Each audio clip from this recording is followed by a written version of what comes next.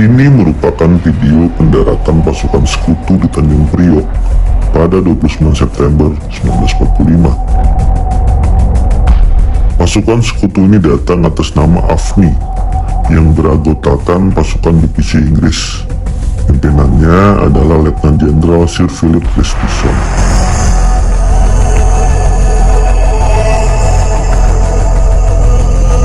Pasukan AFNI bertugas mengamankan wilayah Indonesia, yaitu Pulau Jawa dan Sumatera. Sementara wilayah Indonesia lainnya diserahkan tugasnya kepada Angkatan Perang Australia. Pasukan AFNI terdiri dari 3 divisi, yaitu Divisi India ke-23 di bawah pimpinan Mayor Jenderal D.C. Hutton yang bertugas untuk daerah Jawa Barat. Divisi India ke-5 di bawah pimpinan Mayor Jenderal E.C. Marsek yang bertugas untuk daerah Jawa Timur. Divisi India ke-26 di bawah pimpinan Mayor Jenderal H.M. Chambers yang bertugas untuk daerah Sumatera.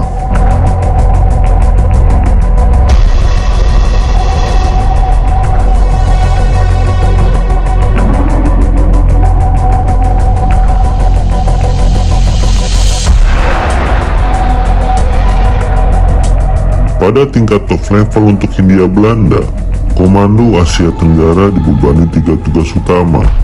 1. Melucuti dan merepatriasi tawanan perang orang-orang Jepang. 2. Repatriasi POW dan interniran sekutu. 3. Mengadili dan menjatuhkan hukuman kepada para penjahat perang.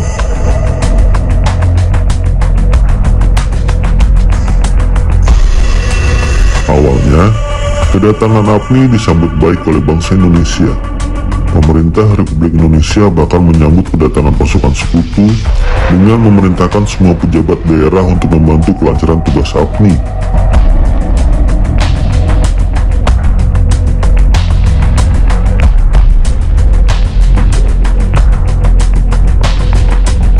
Sikap ini kemudian berubah ketika diketahui bahwa pasukan AFNI dibonceng Nika. Tindakan ini mengonfirmasi kekhawatiran pemerintah Indonesia akan isu bahwa pasukan sekutu bertanggung jawab akan pemindahan administrasi ke otoritas sipil sesuai dengan konferensi Potsdam.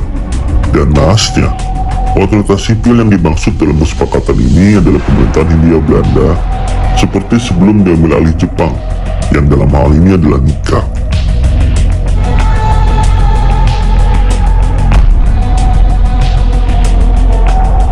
Sejak itu, sikap pemerintah Indonesia menjadi curiga, terlebih ketika pasukan sekutu justru membebaskan dan mempersenjatai para tahanan Belanda.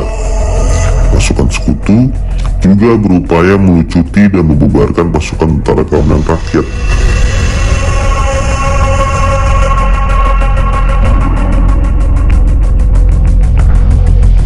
Peristiwa ini lantas menyebabkan konflik dan berbagai pertempuran terjadi antara pasukan sekutu dengan tentara Indonesia di berbagai daerah.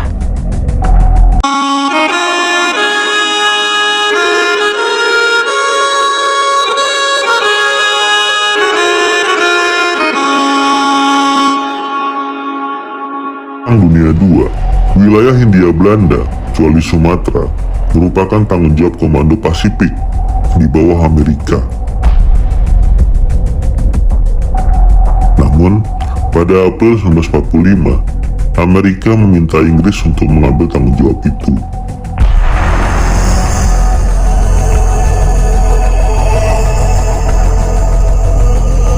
Transfer itu didasari oleh strategi besar Amerika yang lebih berfokus pada tugas melakukan pukulan terakhir kepada Jepang, sehingga Hindia Belanda dianggap beban yang harus dilepas. Sementara Inggris menerapkan strategi untuk menjauhkan pengaruh Amerika yang anti-kolonialis. Selain itu, Inggris juga merasa memiliki kewajiban moral untuk mendukung Belanda yang menjadi sekutunya dalam perang.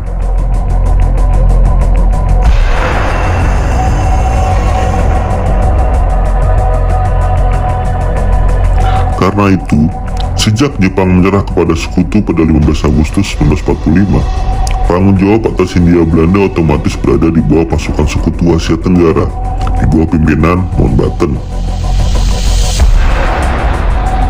Mountbatten sejak semula keberatan dengan limpahan tanggung jawab dari Amerika ke Inggris.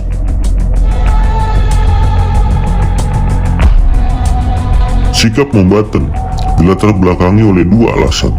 Pertama, Inggris tidak punya cukup niat dan kapasitas untuk menjalankan tugas di Hindia Belanda. Kedua, Mountbatten tidak mempunyai cukup informasi intelijen tentang dinamika di Hindia Belanda. Karena itu, Mountbatten kemudian mencoba main aman. Dia membagi Indonesia dalam dua otoritas, yakni Jawa Sumatera di bawah Inggris dan sisanya menjadi tanggung jawab Australia. Secara tegas, Mountbatten juga menyatakan tidak ingin terlibat dalam politik internal di Hindia Belanda dan mendorong Nika untuk mulai berunding dengan pihak Republik Indonesia. Sikap Mountbatten ditentang oleh para pejabat Belanda. Mereka berharap Inggris akan bertanggung jawab atas law and order untuk seluruh Hindia Belanda sampai datangnya kembali pasukan Belanda. Akibat tekanan dari Kepala Staf Inggris, pada 10-11 Oktober diadakan pertemuan di Singapura yang dihadiri oleh Mountbatten, Christison, Van Mook, dan Van der Vlas untuk mencari kesepakatan antara Inggris dan Belanda tentang bagaimana menghadapi Republik Indonesia. Mereka akhirnya bersepakat bahwa Inggris akan mempercepat pengerahan pasukan Inggris ke lebih banyak lokasi di pedalaman, sementara Van Mook setuju untuk berunding dengan kalangan Republik Indonesia. Namun dinamika di lapangan tidak semudah itu. Hingga akhir 1945, terdapat perbedaan pandangan antara pejabat Inggris di London, Mountbatten, dan APNI di Indonesia terkait eksistensi Republik Indonesia dan relasi antara Inggris dan Belanda.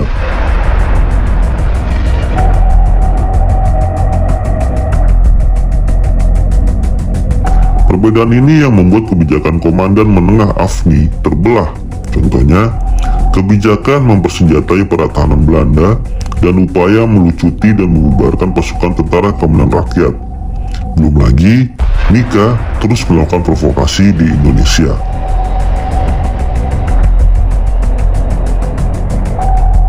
Alhasil, muncullah konflik dan berbagai pertempuran terjadi antara pasukan sekutu dengan tentara Indonesia di berbagai daerah.